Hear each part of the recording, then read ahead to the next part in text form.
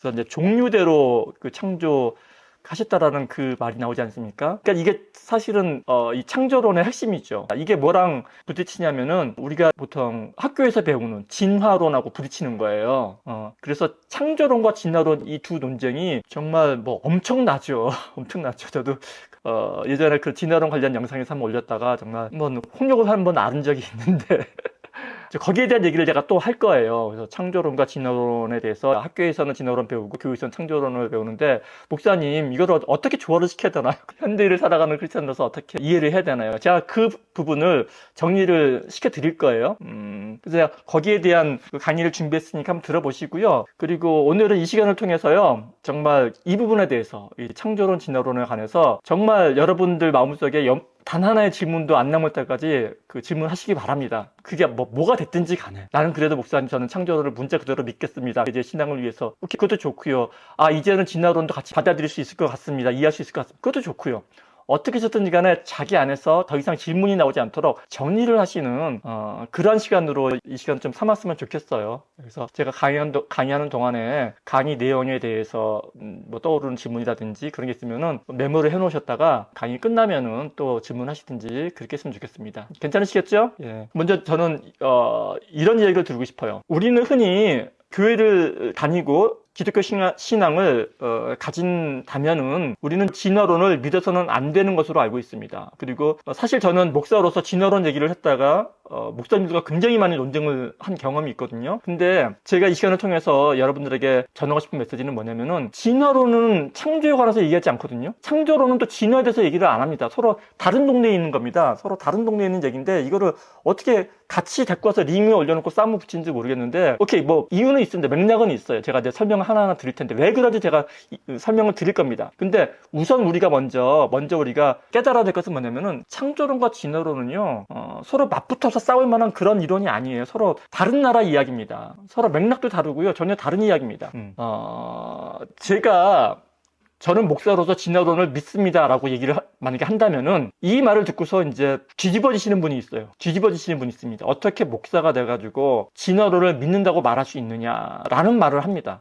근데요, 제가 늘 말씀드리는 게 우리는 이 언어의 한계를 가지고 살고 있고요. 이 언어는 그 꼬투리 잡고서 따지게 되면은 전혀 뭐 하나를 이룰 수 없죠. 전혀 상대편을 이해를 못하게 되는 겁니다. 제가 진화론을 믿는다고 얘기했을 때 이 얘기는요, 학교에서 가르치는 그 생물학에서 지금 이 지구상에 있는 생물 종들이 이 수백만의 이 생물 종들이 있지 않습니까? 이 종들의 그 분포와 이들이 어떻게 이 땅에 존재하게 되었으며, 그러니까 이런 것들을 그냥 학문적으로 연구한 그 성과물을 받아들이는 거죠. 다시 말씀드리면 제가 진화론을 믿는다 했을 때는 학교에서 가르치는 그 선생님의 말씀을, 그 가르침을 거기에는 거짓이 없다고 믿는 거예요. 그게 진리라고 믿는 게 아니라 저 선생님은 지금 나한테 거짓말하고 있는 게 아니라 학문적인 성과를 나한테 전하는 것이고 나는 그걸 받아들인다라는 뜻이지요. 지금 그 진화론으로 인해서 하나님의 권위가 무너지고 그 진화론을 우리가 종교에서 믿는 것처럼 신앙하고 그 진리에서 받아들인다는 말이 아니거든요. 그게 뭐와 똑같냐면은 저는 물리 선생님이 가르쳐 주시는 에너지 보존의 법칙을 믿고요. 과학 선생님이 가르쳐 주시는 현재까지 이 우주 이론 중에서 가장 그 많이 받아들여지는 빅뱅 띠어리 있지 않습니까? 빅뱅 이론을 가르쳐 줄 때 저는 그 빅뱅 띠어리를 믿습니다. 저는 그 빅뱅 띠어리를 믿어요. 그 선생님이 거짓말한다고 무시하지 않거든요. 현재까지 밝혀진 이 우주를 설명하는 가설들, 이론들 중에서 빅뱅 티오리를 아직까지 능가하는 그 설이 없거든요. 그러니까 믿어야죠. 그러나 당장 내일이라도, 당장 오늘 오후라도 뉴스에 대문짝만하게 드디어 빅뱅 티오리를 능가하는 합리적인 이론이 어느 과학자에 의해서 이제 그 발견이 되었고 밝혀졌고 그 이론으로 인해서 이 사람이 노벨상을 받았고 이런 거 있지 않습니까? 이런 게 막 대대적으로 막 보도가 되고 하게 되면은 저는 당장 오늘 저녁이라도 빅뱅 티오리를 버릴 준비가 되어 있다니까요. 그런 의미에서 믿는 거예요. 진화론도 마찬가지입니다. 진화론도 지금까지요, 이 생물학이나 이런 분야, 화학이나 이런 분야에서 다윈의 진화론을 넘어서서 더 설득력 있게 이 어떤 고양이가 왜 있으며, 고양이가 비슷한 호랑이는 왜 있으며, 호랑이가 비슷한 표범은 왜 있으며, 개와 늑대가 왜 비슷한지 이런 것들을 체계적으로 합리적으로 이론화해서 설명해 줄 수 있는 학문이 없어요. 진화론 빼놓고는. 그러니까 받아들여야죠. 왜 선생님이 거짓말한다고 귀 막고 저 선생님은 사탄이야 이러면 안 된다라는 거죠. 이러면 안 된다라는 겁니다. 그런 다른 차원의 믿음인데 그 다른 차원의 이 신뢰와 확신을 지금 한 링 위에 올려놓고 싸움질을 시킨다라는 거죠. 마치 진화론을 받아들이면은 구원을 못 받을 사람처럼. 과연 그럴까요? 진화론을 받아들이면 구원을 못 받을까요? 그렇지 않습니다. 그 누구도 요즘은 천동설을 믿는 사람이 없습니다. 다 지동설을 믿죠. 천동설을 믿으면 구원받고 지동설을 믿게 되면은 구원 못 받고 지옥에 가는 걸까요? 아니지 않습니까? 천동설을 믿든 지동설을 믿든 그건 우리의 구원과는 아무런 상관이 없다. 그래서 진화론을 학문적으로 받아들이든 아니면 진화론을 받아들이지 못하고 오로지 문자적으로 하나님의 유일창조설을 믿든 그거는 우리의 구원과는 아무런 상관이 없는 아디아포라 비본질적인 거라는 거죠. 그거 갖고 싸울 일이 전혀 아니에요. 싸움을 부추긴다면은 싸움을 부추기는 사람의 속셈이 있어요. 거기에 놀아나면 안 됩니다. 반면에 이런 건 있습니다. 저 목사님은 그래서 철저히 인본주의적이고 어떤 하나님의 기적이나 이런 거를 믿지 못하는 사람이 모양이다. 이렇게 또 섣불리 오해하시는 분들이 있더라고요. 제 댓글 보니까. 아니죠. 저는요 창조론을 믿는다니까요. 근데 진화론을 학문으로 받아들이는 거고 창조론은 제가 신앙하는 거죠. 하나님이 충분히 그러실 수 있다. 그렇지만 저는 유일창조설을 안 믿습니다. 그건 제 자유죠. 그거는. 저는 그것보다는 이 오래된 지구설을 더 신봉하는 저한테 납득이 되는 그런 이론을 받아들이죠. 그리고 또 한 가지요. 저는요 늘 말씀드렸다시피 창세기는 신화다 이런 말씀 드렸어요. 신화. 근데 여러분들이 오해하시는 것처럼 신화니까 뭐 환상이고 거짓 나부랭이를 막 쥐어짜서 이런 게 아니라 창세기가 쓰여졌을 당시의 모든 사실의 기록은 역사적인 기록은 신화적인 양식에 의해서 쓰여졌단 말입니다. 그게 그 당시 고대 사람들의 사실을 기록하는 기록 방법이에요. 그게 그러니까 신화는 거짓이다 이 말이 성립이 안 된다니까요. 1세기의 기록을 21세기의 사람이 우리의 눈으로 봐서는 안 된다라는 거예요. 그런 의미에서 신화다. 그러니까 이것도 이제, 그러니까 제가 이렇게 말하면 아마 만약에 언론인이 껴있다 그렇게 되면은 요 말만 따겠죠. 대서특필해가지고. 목사가 창세기를 신화라고 했다라고 대서특필하겠죠. 예. 그러면 오해가 덧붙는 거죠. 그게 아니라는 겁니다. 창세기는 틀림없는 사실인데요. 하나님께서 이 세상을 그것도 말씀으로 창조하신 거죠. 틀림없는 사실인데, 근데 그 창조의 방법에 대해서는 지금 여기서 우리가 이거다 저거다라고 그 결론 지을 수 없다라는 거죠. 열어놔야 된다라는 겁니다. 모른다라는 거죠. 그게 성경 앞에 하나님 앞에 겸손이라는 거예요. 창세기는 그렇고요. 그렇지만 복음서는 다릅니다.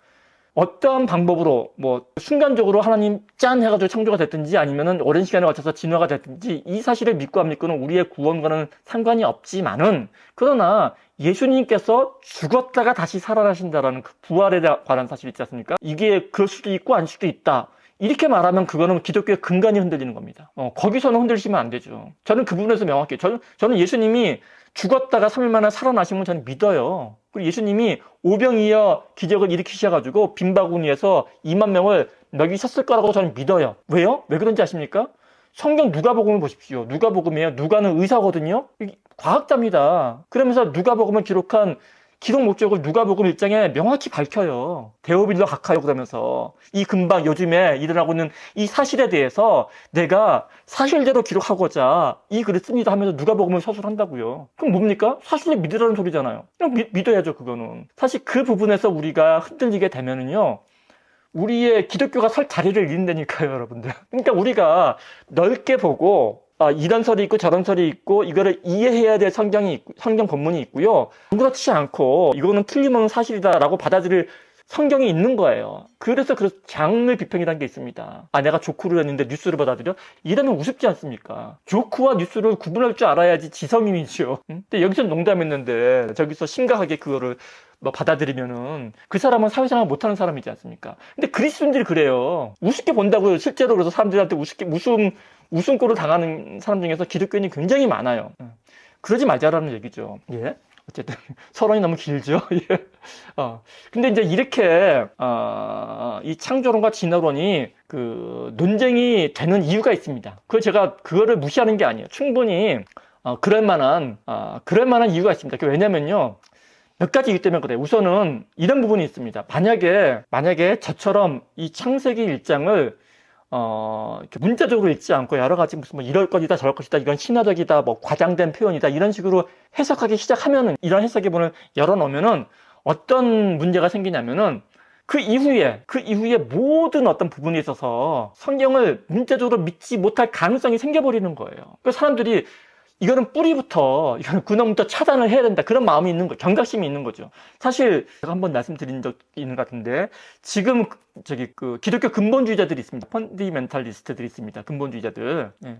그분들은 굉장히 열심히 신앙을 하죠. 그래서 우리는 근본주의 그러니까 이 뿌리가 굉장히 오래된 것처럼 착각하기 쉬운데 기독교 근본주의의 뿌리는 19세기입니다. 18세기죠. 산업혁명 이후에 특히나 이제 다윈의 진화론 이후에 막 우리가 뭐 온숭이의 자손이란 말인가 막 이러면서 이런 그런 어떤 신앙에 반대되는 듯한 사실들이 과학적인 어떤 뒷받침에 의해서 자꾸 발견이 되고 그에 반해서 기독교계에서는 그거를 마땅히 반론을 못해요. 그걸 마땅히 반론을 못합니다. 워낙 그쪽들의 근거들이 확실하니까.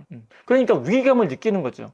주로 이제 종교인들이 되겠죠. 뭐 주교라든지 이 종교계에서는 뭔지 반론은 못하겠는데 저들 말대로 하게 되면 사람들이 교회로부터 멀어질 것 같다. 그런 어떤 신앙에 대한 위기감에서 말씀으로 돌아가자. 문자에 집중하자. 이러면서 사실은 19세기에 그 이후에 근본주의가 태동을 했는데 근데 그 근본주의는 한번 정죄를 받았어요. 사실. 그 이후에 그 근본주의가 워낙 엇나갔기 때문에 그 이후에 다시 정통을 회복하자라는 뭐 신정통이라든지 그래서 뭐 칼바르트라는 사람도 나와서 걸출한 신학자가 나와서 뭐 자유주의 신학자도 나오긴 했지만 신학이 확 발전하는 계기를 사실은 근본주의가 주긴 줬어요. 그래서 어떻게 됐습니까? 지금은 근본주의가 신학의 어떤 학문의 취급을 못 받죠.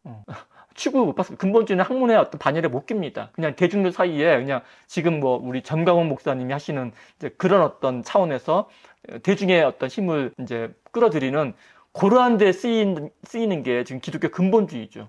그런 위험성이 있다는 겁니다. 그런 위험성이 있어서 사실은 성경을 문자주의적으로 그래서 사실은 신학자들 중에서도요. 지금 보니까 사람들이 유신 진화론에 대해서 굉장히 막 알르레기 어떤 반응을 보이시더라고요. 유신 진화론?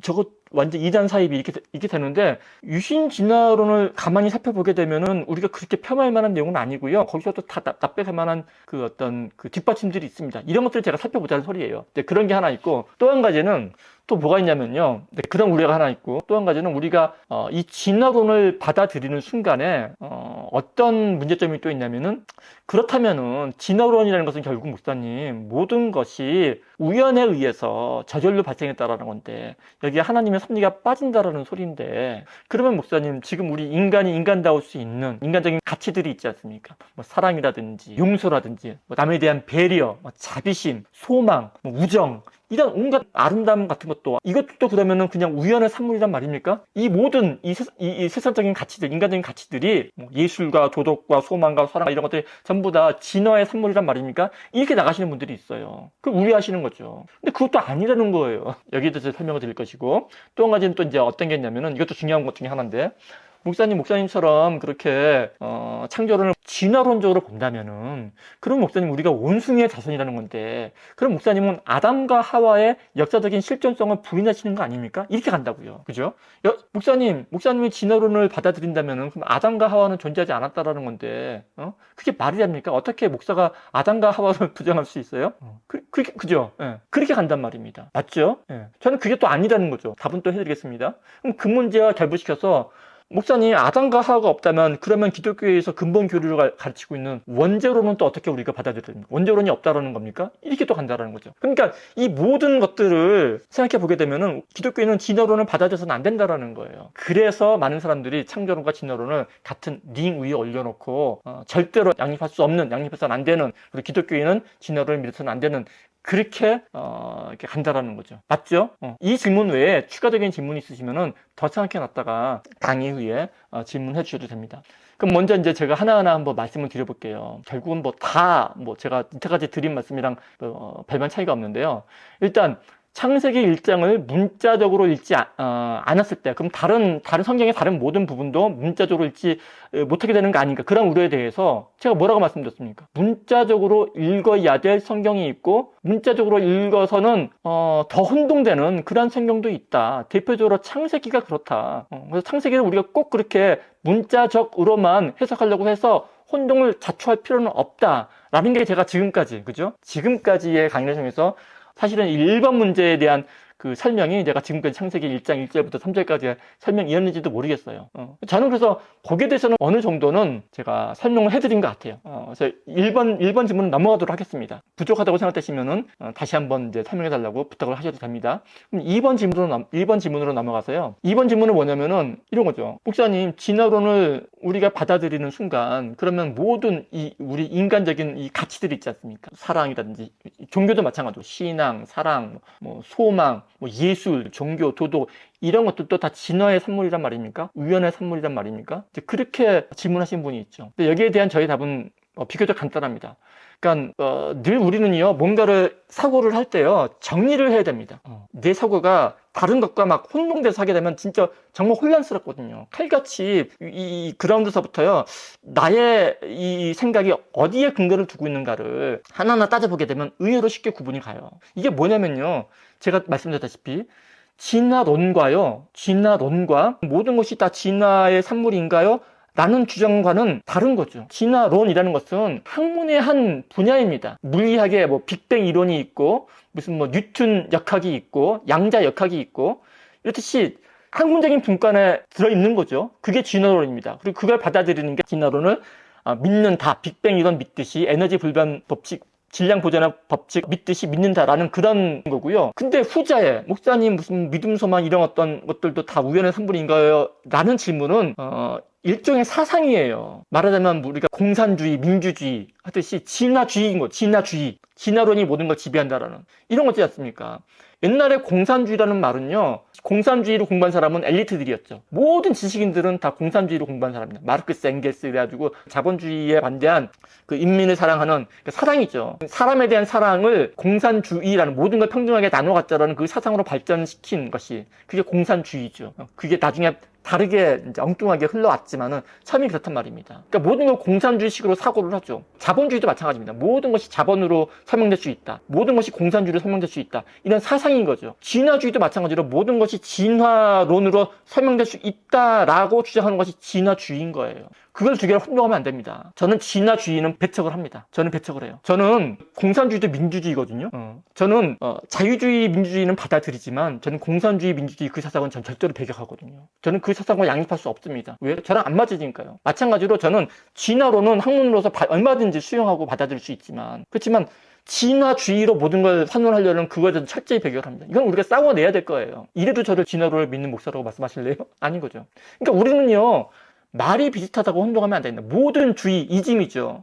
모든 이즘은 인간의 생각이에요. 여러분들 뭐 신본주의, 인본주의 해가지고 막 피 터지게 싸우는데요. 그래서 뭐 신본주의는 옳고 인본주의는 악마의 후손, 악마의 주장 이렇게 가는데요. 제가 보기에는 인본주의나 신본주의나 주의자 붙은 건 똑같거든요. 다들 사람의 생각입니다. 신본주의가 어디 있어요? 하나님이 존재 자체이신데. 그러니까 무슨 주의자를 붙들고 이웃을 남처럼 여길 때, 그때 우리가 예수님의 가르침하고 멀어지는 거라니까요. 무슨 주의자를 붙이는 순간 그게 복음주의가 됐든, 그죠? 근본주의는 나쁜 것이고 복음주의는 좋은 것이다. 아니요.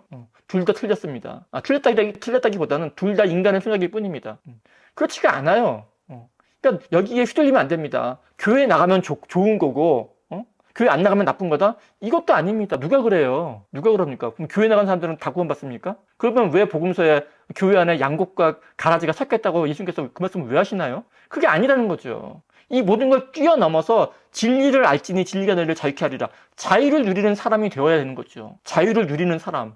왜 싸우는지 아십니까? 왜 다투냐면은요. 왜 진화론, 창조론 다투냐면은 자유를 못 누리기 때문에 그래요. 그러니까 진리를 아직 알지 못하는 사람인 거죠. 뭐 완전히 알 수는 없지만. 그러니 늘 나는 옳고 너는 그르다, 네 편 내 편 갈라서 싸우는 게 가장 기독교와 멀어져 있는 형태의 모습이 되니까요. 그건 아니라는 거죠. 그리고 세 번째 질문이요. 세 번째 질문이 뭐냐면은, 이것도 또 이제 재밌는 건데, 아담과 하와의 역사성 문제입니다. 이거는 제가 좀 설명이 좀 잘 들으셔야 됩니다. 이것 오해 여지가 많습니다. 잘 들어보십시오. 목사님, 아담의 창조는 그러면은 이건 하나님이 거짓말 하셨다는 소리인가요? 그럼 아담이 그럼 실제하지 않았던 인간이란 말씀인가요? 이렇게 가는 거죠. 이게 사실은 가장 어쩌면은 이제 핵심적인 질문일 것 같습니다. 그것과 아울러서 이제 만약에 그 아담이 존재하지 않았다면은 아담이 따먹은 선악과로 인해서 인간에게 지어진 원죄, 그리고 그 원죄를 그 죄값을 치르기 위해서 오신 예수님, 기독교 근간이 흔들리는 거 아닙니까? 이렇게 가는 거죠. 굉장히 날카로운 질문입니다. 이런 질문을 하셔야 되는 겁니다. 그리고 거기에 대한 나름의 답을 가지고 있어야 됩니다. 자기 나름의 답을. 그게 신학적으로 어느 게 정답입니까? 정답을 외우려고 하지 말고요. 자기에게 가장 납득이 되는 그런 설명을 자기가 찾아야 되는 거죠. 저는 제가 찾은 답을 한번 쉐어를 하겠습니다. 절대로 여러분 이걸 제가 정답입니다. 외우십시오. 이렇게 말씀드리는 게 아닙니다. 명확히 하십시오. 저한테 납득이 된 답은 뭐냐면요. 이런 거죠. 하나님께서 아담을 흙으로 빚으시고 코에, 그죠? 르하우, 영혼을 불어넣으셔서 창조하셨다라는데, 일단 거기까지요. 예, 거기까지요. 그러면 그 모습을 상상을 하는 거죠. 과연 그게 뭘 말하는 걸까? 저는 처음에 이렇게 생각했어요. 하나님께서 에덴 동산을 창설하시고 그리고 동물들을 다 지어서 넣으셨어요. 근데 여기 뭔가 좀 빠진 것 같아. 허전해. 그래서 이제 하나님께서 자기 영상을 딴 어떤 걸 만들었어요. 그 사람이라는 거죠. 그래서 머리가 있고 팔다리가 있고 하나님이 그 형상이라는 거죠. 하나님이 우리처럼 이렇게 생겼는데 좀 이제 나이가 드셨겠죠. 이제 할아버지인 거죠. 그 할아버지 하나님이 형상과 모양대로 인간을 진흙으로 착 이렇게 빚었어요. 그리고 거기다가 코에다가 르하우를 불어놓으니까 이게 생명, 네페시가 돼가지고 살아 움직인 거예요. 그죠? 그게 우리 신앙인들이 신앙으로 받아들이고 그 아담의 후손으로서 그 아담이 선악과를 따먹게 되고 원죄를 짓게 되고 그 원죄를 대속하기 위해서 예수님께서 오셨고 이게 기독교 신앙인 거죠. 근데 한번 생각을 해보는 거예요. 제가 신학을 공부했으니까 배운 사실을 가지고서 한번 생각해보는 거예요. 과연 그러면 하나님께서 자기 형상과 모양? 그럼 하나님께서 팔이 있고 우리처럼 생기셨나?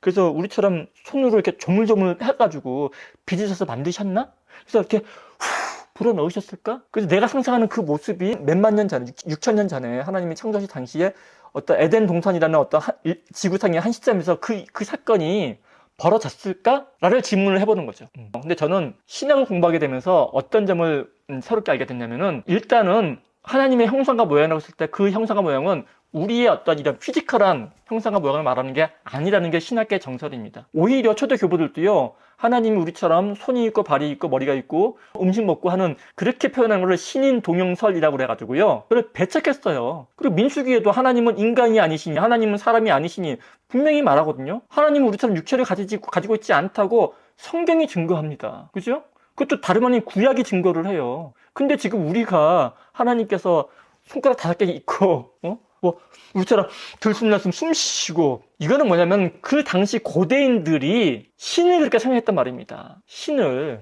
제우스가 있고 헤라가 하듯이 그렇게 생각하는 게 나쁘다라는 게 아니에요. 마치 역사를 신화적으로 기술했듯이 그 당시에는 그게 일반적인 사고였습니다. 고대 사람들에게는. 근데 문제는 뭐냐면 그 고대인들의 그 해석과 그 시각을 지금 우리가 그대로 갖고 와서 현대를 사는 우리들의 시각에 끼워 넣는다라는 거죠. 그게 문제라는 거죠. 그러면은 보십시오. 그 역사적 아담이라는 것을 하나님께서 빚어 만든 진흙 덩어리가 어느 날 갑자기 신비롭게 인간으로 화한 그 역사적인 아담을 말하는 건지, 그죠?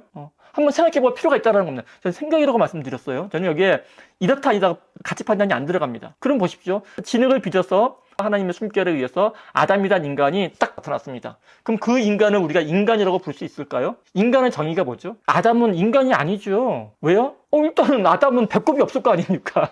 일종의 프로토타입 인간인 거죠. 우리하고는 다른 존재인 거예요. 그 아담이 어떤 사건을 거치죠. 잠들었을 때 갈뼈를 빼가지고 하와를 만들어서 그 하함과 동침을 해가지고 나온 가인과 아벨이 아마 최초의 인간일걸요. 근데 그들도 죽었으니까 결국은 나중에는 셋이겠죠. 그 사람이 우리의 조상이라고 봐야 되는 거죠. 그러면은 이 아담의 역사적인 인간성을 우리가 어떻게 정의를 하실래요? 예수님이 역사적으로 실존하신 인물인가 아닌가는 그거는 명백합니다. 저는 그거를 요만큼의 그 의심도 없이 예수님께서는 2000년 전에 팔레스타인 땅에서 3년 동안 사역을 하시다가 십자가에 못 박혀 죽으시고 살아나신 100% 하나님이자 인간이신 그분이시다. 저는 그 고백을 합니다. 아무 거리낌 없이. 그러나 저는 아담은 모르겠어요. 근데 저와 같은 이런 생각이요, 저만 했겠습니까? 이런 질문을 저만 받아봤겠습니까? 저는 지극히 평범한 이름 없는 목사에 불과한데, 기독교 역사 내에서요, 정말 옛날엔 천재들이 다 신학을 했거든요.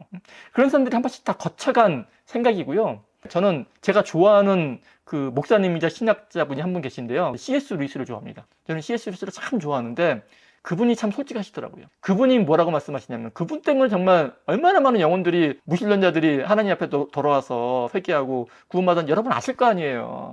근데 그 C.S. 루이스가 고백을 해요. 자기는 사실 아담의 역사성을 자기는 믿지 못하겠다고 얘기를 해요. 저와 똑같은 생각에 추론을 한 결과 그가 나지막히 막 여기저기 막 아담은 역사적인 인간이 아닙니다라고 막 논문 발표한 게 아니라요, 정말 어디 인터뷰에서 아주 자그마하게 고백을 해요. 저는 하나님을 열렬히 변증하는 변증가로서 삶을 살고 있지만, 저는 솔직히 구약에 아담이 실존적인 인간이라는 확신은 못 가지겠네요, 이렇게 말을 해요. 저는 그게 정말 정말 저는 그게 지성인다운 고백이라고 생각을 하고, 그런데 이분이 그 존경받는 이유가 뭐냐면요, 이분이 그런 말을 해요. 그런데 말입니다. 그런데 이 아담의 역사성을 섣불리 부인했다가는, 자기 자신은 솔직히 이해가 안 되고 받아들일 수 없지만은, 이 아담이 에덴을 살았고 선악과를 따먹고 원죄를 졌고 요 실제성을 내가 부인했다가는, 그러면은 이 그러니까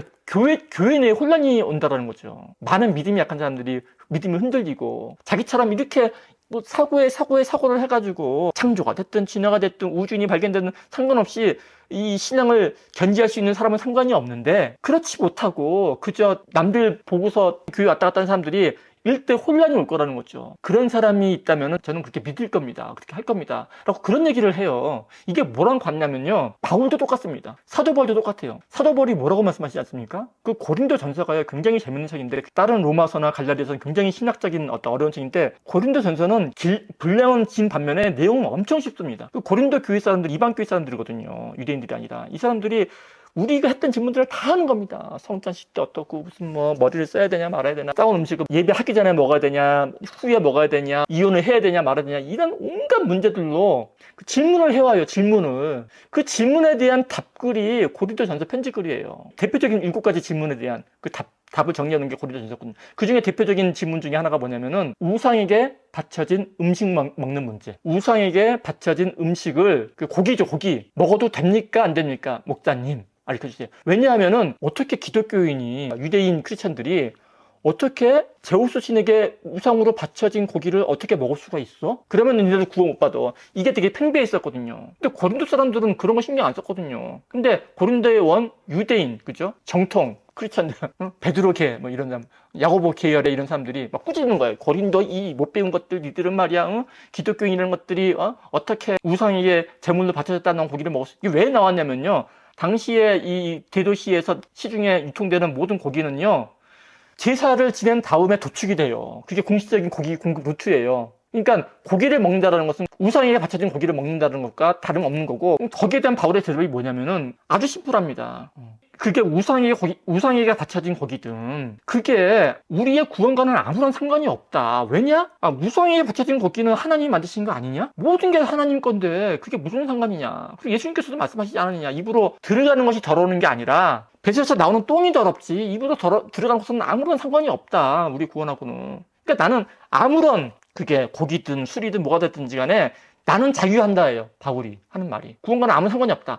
그러나 나의 이 자유함으로 인해서 시험 드는 사람이 한 사람이라도 생긴다면은, 나는 그 사람이 시험 드는 걸 막기 위해서 평생 고기를 입에 두지 아니하겠노라 라고 선포한 게 고린도전서의 답변이거든요. 그러니까 구원 자체에 문제가 있는 게 아니라 그 해석에 관한 문제고, 그거에 대한 영향력에 관한 문제라는 거죠. 제가 이 얘기가 뭐하다 나왔죠? 아담의 역사성 얘기가 나왔죠? 아담의 역사성. 네. 그래서 다시금 이제 아담의 역사성으로 돌아와서, 그러니까 우리가 아담이라는 한 어떤 그 진흙에서 빚어진 한 그 개체를 만들고, 하와라는 갈빗배에서 나온 그 개체를 고집을 하니까 그 이후에 별의별 질문들이 다 나오지 않습니까? 목사님, 분명히 가인과 아벨 두 사람밖에 없는데 가인이 아벨을 죽이고서 지나가는 사람이 자기를 죽일까 무서워한다라는 얘기가 왜 나오고, 도무지 끼워 맞춰지지 않는 설명들이 왜 나오는 거죠.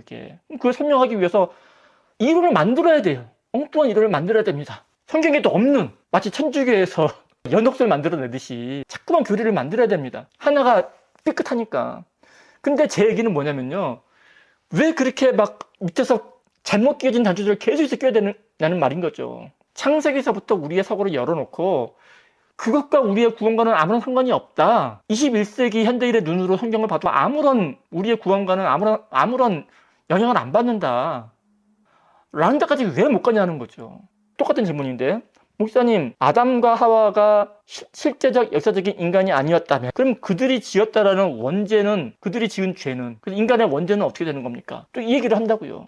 그럼 이것도 논쟁거리가 안 되는 게요. 그렇게 내내 중세신학이던 교부라든지 신학자든지 이런 사람들이 무슨 얘기를 하냐면요.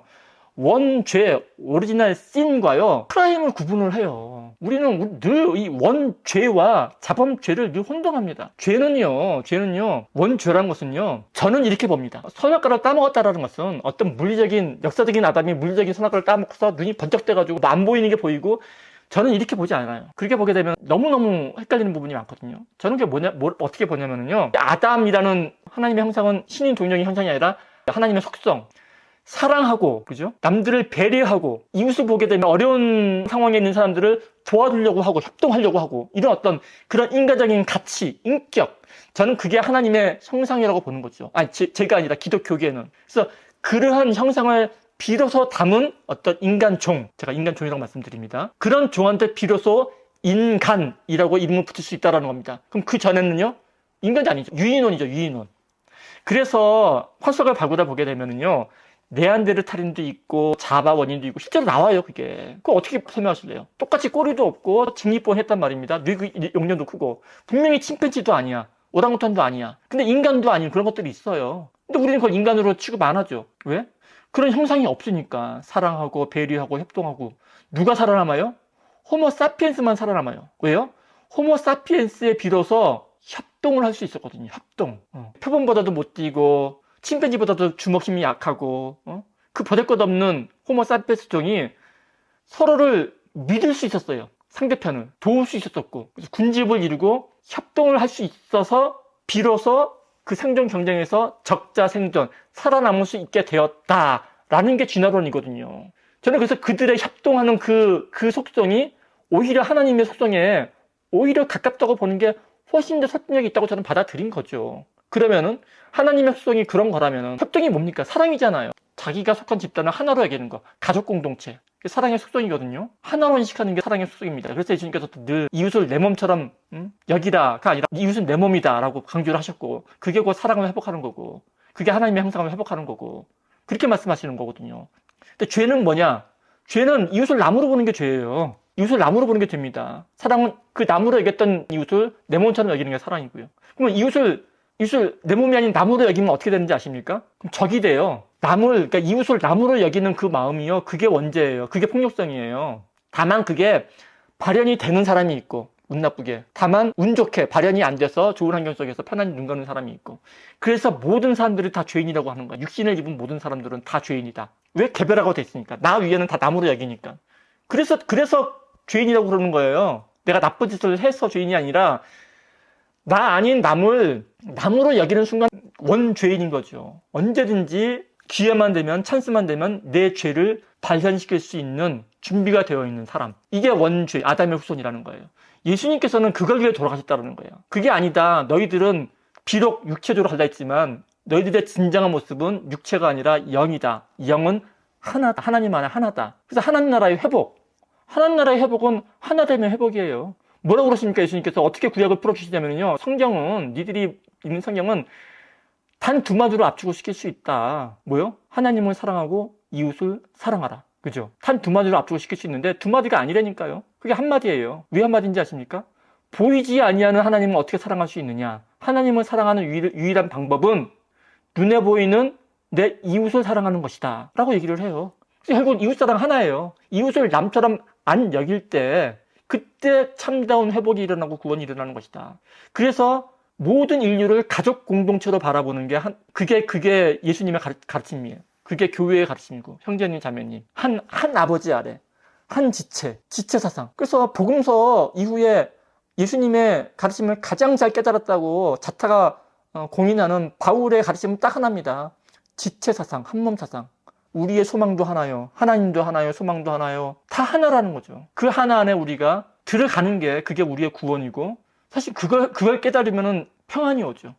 하나님이 존재 자체이심을 깨닫게 되면 하나님에 대한 궁금증이 사라지듯이 우리가 그 존재 안에서 비롯된 존재라는 사실을 깨닫는 순간 또 질문도 사라집니다. 이건 결론 부분에 있는 건데 여러분들 머리가 굉장히 혼돈스러웠을 것 같으니까 그러니까 저는 아담의 역사성도 사실은 저는 C.S. 루이스 교수님처럼 그 목사님처럼 저도 개인적으로는 별로 내키지 않습니다. 그러나 모르니까 그럴 수 있겠다라고 가는 거죠. 또 왜 그러면 어떻습니까? 하나님께서 순간적으로 이렇게 빚으셔서 만드셨을 수도 왜 없겠어요? 그게 도저히 일어날 수 없는 일이라고 어떻게 말합니까? 다만 저에게 가장 스무스하게 납득이 되는 생각은 그런 거라는 거예요. 싸울 일이 없다라는 거죠. 싸울 일이 없다라는 겁니다. 진화론과 창조론은 그래 자기한테 은혜 되는 대로 믿으면 되는 일인데 근데 문제는 뭔지 아십니까? 가장 하나님을 사랑한다고 하시는 분들 중에서 유독 그렇게 부들부들 떠시는 분들이 많단 말입니다. 그러나 그거는요 예수님 당시에요 정말 예수님 보고서 막 부들부들 떨었던 바리새인하고 저는 하나도 다를 바가 없다고 생각을 합니다. 제가 주장하는 건 그렇습니다. 창조론을 믿든 진화론을 믿든 그게 우리의 구원과 무슨 상관이 있는데요? 우리의 구원과 무슨 상관이 있습니까? 우리의 구원은요 예수님처럼 살아야지 구원이 주어지는 겁니다. 예수님처럼요. 예수님께서 어떻게 살으셨는데요? 예수님께서 그렇게 막 이방인들 잡아 죽이고 막 하라고 하셨습니까? 오히려 그들 손에 순순히 잡혀 죽으시게 하셨죠. 그죠? 그 당시에 유대인들의 원수가 누군지 아십니까? 로마 병사였어요. 로마인들이고 예수님께서는 그들의 손에 가장 끔찍하게 죽기로 결심하신 분이 예수님이시거든요. 저는 그래요. 저는요. 저 따라서 진화론을 받아들이는 소리도 안 하고요. 진화론도 엉뚱한 말만 아니면은 리처드 도킨스처럼 리처드 도킨슨이 대표적으로 진화론과 진화주의를 혼동해서 말하는 사람이에요. 그 사람이. 그래서 사람들이 많이 헷갈려 하시는 것 같아요. 그런 건 배척을 하지만 저도 진화주의자들은 배척을 합니다. 창조과학도 저는 배척을 합니다. 그게 오히려 믿음에 그 악의 영향을 끼치는 거거든요. 저는 그런 게 아니라 학교에서 선생님이 가르친 진화론은 왜 우리가 배척을 해야 되냐고요. 우리가 왜 학생들한테 너 학교에 가서 속지 마, 선생님한테 속지 마. 교회에서 왜 그런 가르침을 받아야 되는데요. 그래가지고 학교 가가지고 왜 따돌림을 왜 받는데요. 왜 그래야 되는 거죠. 그게 아무것도 아닌데 창조론을 안 믿는다고 지옥 가는 것도 아니지 않습니까? 그대로 놔두라고요. 자기 질문 해소하면 되죠. 자기 질문은 엄마라도 아버지라도 자녀의 죄를 대속해주지 못한다. 그게 사실은 이 문제예요. 엄마가 납득한 신앙이 나를 구원 못 시켜준다고요. 그래서 어떻게 해서든지 간에 자기의 질문을 풀어야 돼요. 그 작업이 두드리다 찾으다 이런 그 약속 있는 말씀이 그거라고요. 100일 기도하면은 끝까지 강텐기도 하게 되면은 어쩔 수 없이 귀찮아서 들어주신다. 이게 아니라니까요. 이건 이방적인 가르침이고요. 예수님께서 약속하신 바는 그 신앙적인 질문에 반드시 답을 주시겠다. 그래서 궁극적인 구원, 마음의 평안함을 나한테 주겠다라는 약속이 그게 예수님의 약속이라고요. 그게 예수님 이름으로 기도하게 되면은 떨어질 인터뷰 시험도 붙고 전쟁 나도 이기고 이걸 약속하신 게 아니라고요. 제발 좀 오해하면 안 되는데 여기 중에는 그러실 분이 없겠지만 그렇습니다. 어쨌든 그래서 4가지 질문이요 많이 나오는 질문이라 가지고 제가 다 설명을 드렸는지 어쨌는지 모르겠는데 제 말은 정리를 하고요. 추가적으로 보충 설명이라든지 이해가 안 된 부분이 있으면은 질문해 주셔도 됩니다. 이제부터는.